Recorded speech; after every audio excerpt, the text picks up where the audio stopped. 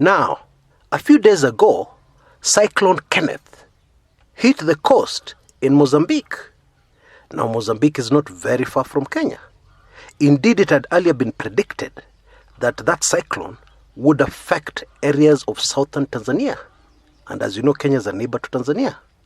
And indeed, authorities in Tanzania organized a massive, unprecedented in history, evacuation of the southern part of Tanzania, near the coast. An area that Tanzanians will know as Mtwara region. But as this massive cyclone headed towards the coast, suddenly, it took a sharp corner, which of course also reduced its force, and hit the coast of Mozambique. Again, you will remember that slightly over a month ago, the devastating cyclone Idai hit the same general coastal area, and it caused devastation in 3 Southern African countries, Mozambique, Zimbabwe, and Malawi. 1,000 people were officially declared dead, 1,000, and thousands more are missing. Most of them will most probably end up dead. And then before we can even catch our breaths, Cyclone Fani hit India, and landed in an area known as Puri. The effects are still unfolding as I make this video, as are the effects of the Cyclone Kenneth. Because our local meteorological experts have told us that that cyclone, indeed they told us very early, that that cyclone would affect Kenya in a major way, weather-wise. Indeed, the government has been very busy, warning people who live very close to certain coastal areas on the Kenyan coast to move to higher ground.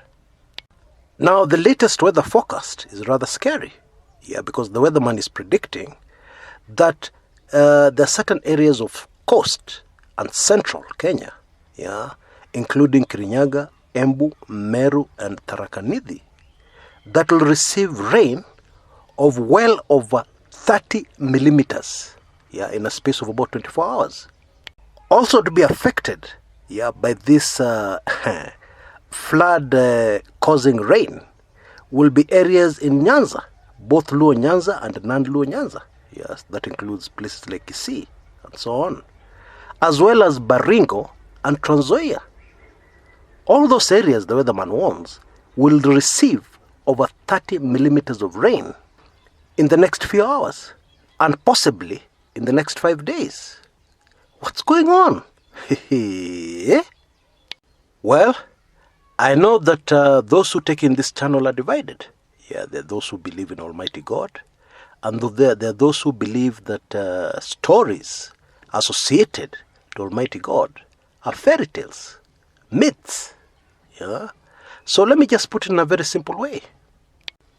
Mwenye shamba amerudi. You know, you can live as a squatter in a piece of land for decades. And you can show off to people and tell them, look, this land has always belonged to our family. We have been here. My great-grandfather was here. And then you hear rumors that actually that land doesn't belong to your family. There's an owner. And you're told the owner is coming very soon. And you wait and wait, and the years pass by. This owner doesn't come back.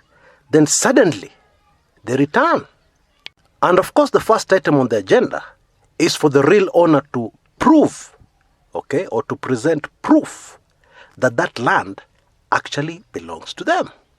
Let me just leave it at that. Let the wise read what I have said.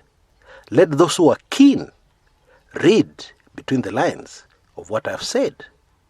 And I don't want to scare anybody, but all indications are mambo bado.